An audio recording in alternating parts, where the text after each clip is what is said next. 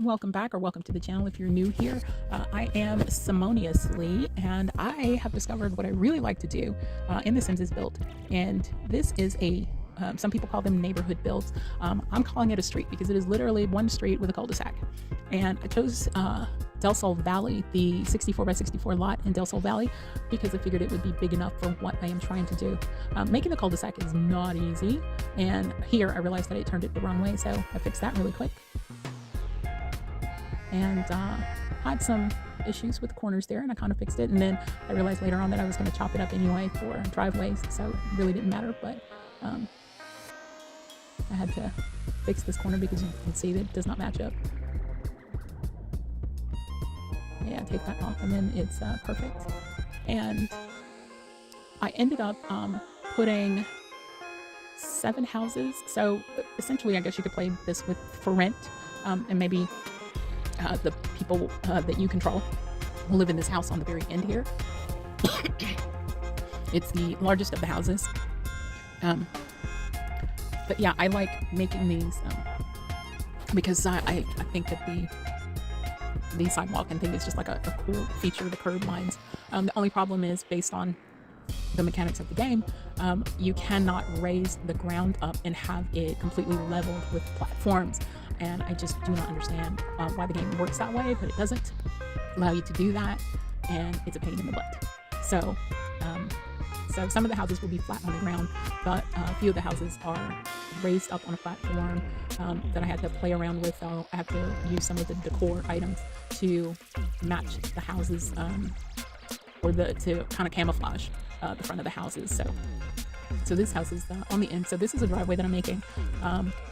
That is going to lead back to a garage at the back of the house that I have not added yet. And I'm just taking out the areas here for the driveways and putting the terrain paint down. And I believe I left this house as a flat house, flat on the ground. And most of these houses will accommodate,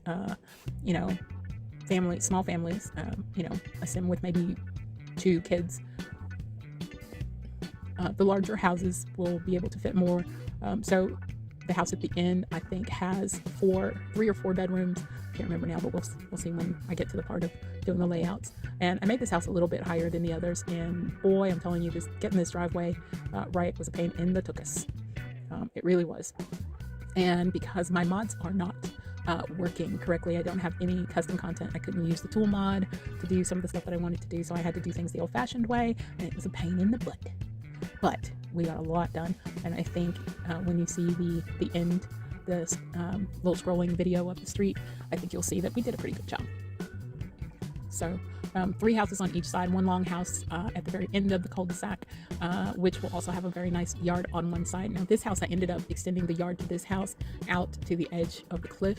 So I put in some gardening stuff, so some plant beds and things like that.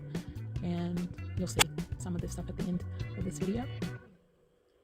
So, but I really do like, I like trying to imagine what a street in The Sims would look like, and I think that's why I like building these.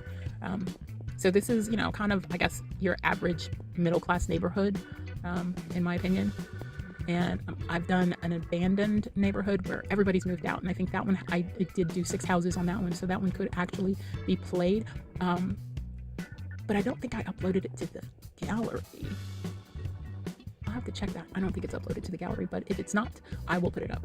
Because I had a lot of fun building it. It does have some custom content in it, but a lot of it is from the packs within the game. Like this one will have a lot of stuff from various packs, and I probably need to just do one that is base game only. So that way new players who maybe don't have any of the packs, because this game can get very expensive. I don't own all the packs because of that, but I think I'm going to do just a base game build, something similar to this. And anyway, I think I like doing these better than just building one house at a time. I also like making apartment complexes on one lot, so I have a couple of builds you might want to check out, speed builds that you might be interested in seeing. But I have a lot of fun doing this, and I'm not a decorator or anything like that. In real life, I am I'm a romance writer, self-published author who sells on Amazon, and I do all right with that. But this is sort of my relaxation when I can't sleep at 3 o'clock in the morning, or sometimes I go a couple of days without sleeping. So when my brain is fried and I can't work on a book anymore, I will sit and play Sims building or some other games. I also like City Skylines, so my cities in there are kind of horrible. I'm really new to that game, so I've only been playing it for about a year. And what I tend to do is I build until I get to a point where I'm just like, okay, I can't figure out how to make this work, and then I'll scrap it and start over. But I am watching lots of videos and I'm learning from others some of the stuff that I'd like to be able to do. So if you're into City Skylines, you might want to check out some of my builds. I'm working on a city called Chickatoria, which is dedicated to celebrating women. So I've made an amusement park out of a mountain that kind of mimics a woman's body. It's really crude, but you know, it is what it is. And anyway, that's what I do when I'm bored and I can't sleep.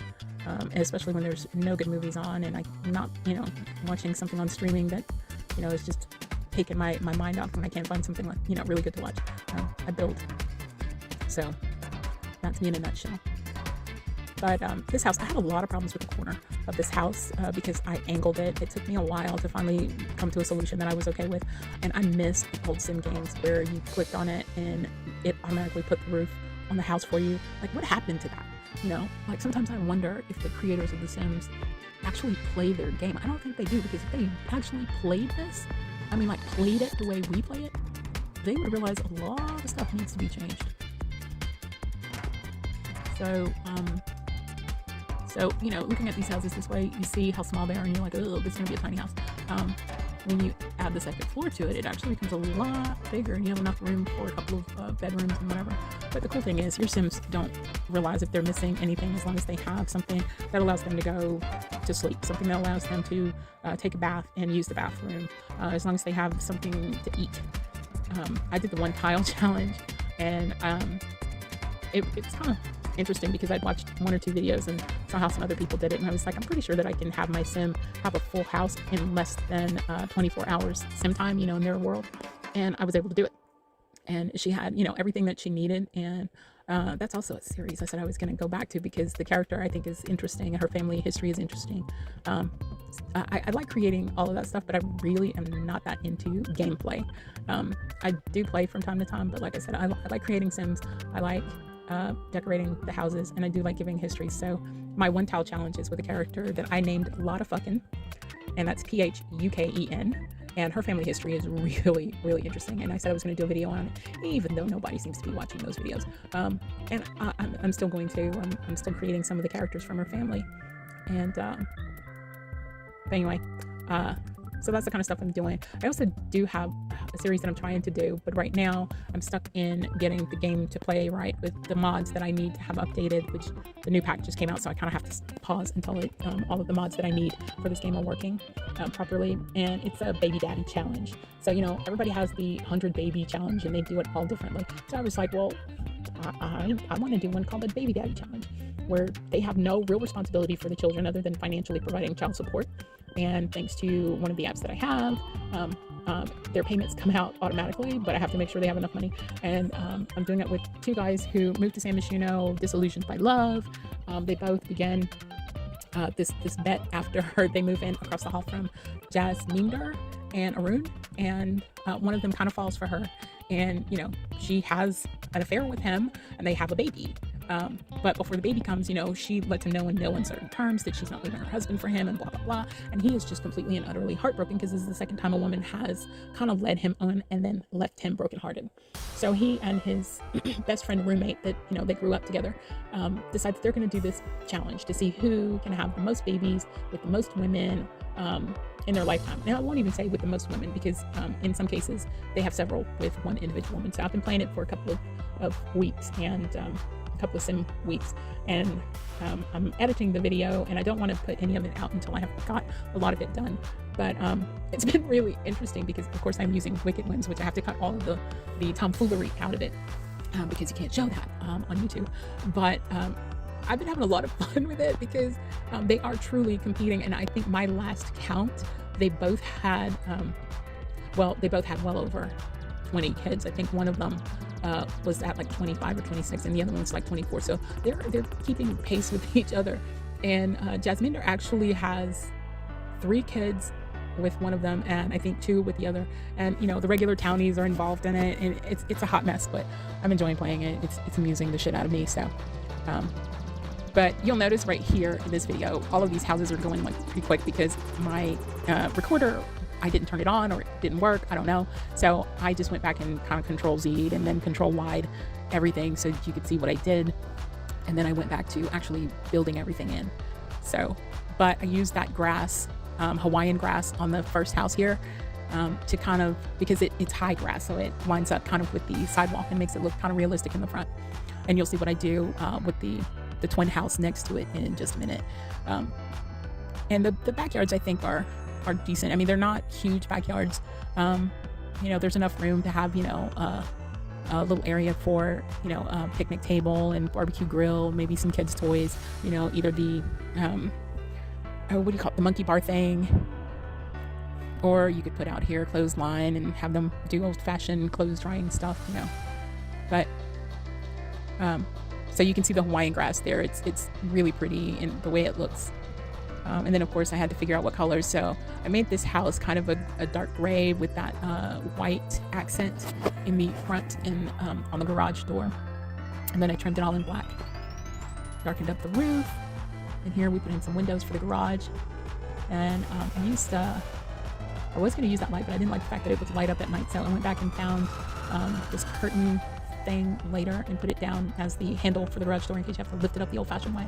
And I know I could probably have used the metal door thingy, but it's metal. If it came in different colors and different textures, it might be better to use, but I wanted these to kind of look like real garage doors.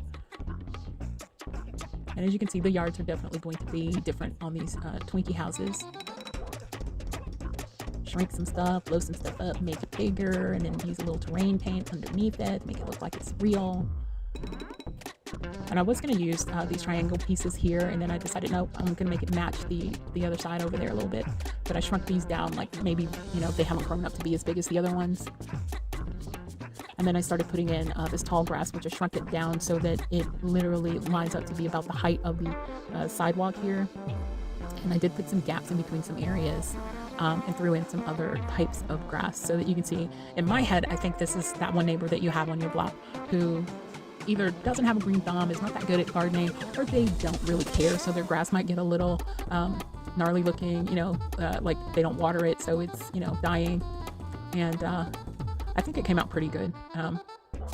Who knows, maybe it's a single woman. I haven't decided if I'm gonna actually have like a female single person or a family in this house, but we'll see when I do the interiors, because that's going to be a separate video, because this would be an extremely long video and I try not to make my videos very long. So I'm going to do a separate one for each house and upload the houses separately to the gallery on smaller lots, so that if you want to play with them individually, or if you want to play this large lot, you can. So I'll have that broken down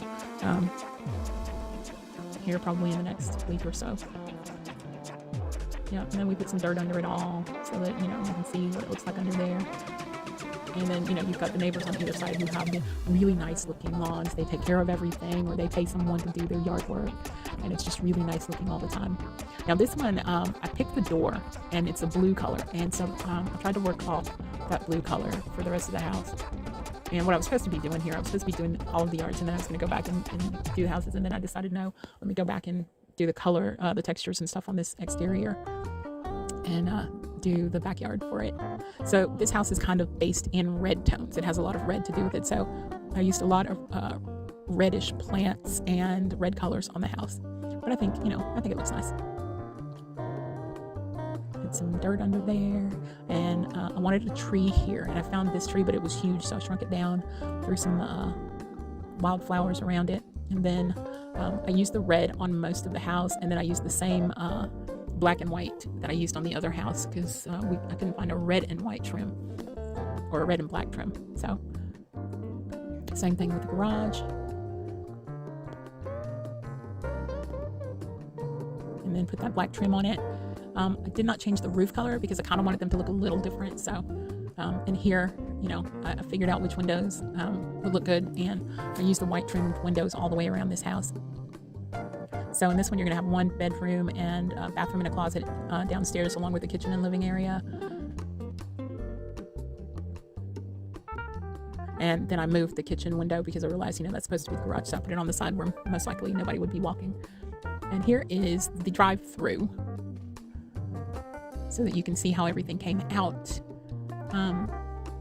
Again, I lost footage somewhere, it didn't get recorded, and I didn't want to deal with it, but I think the neighborhood looks good.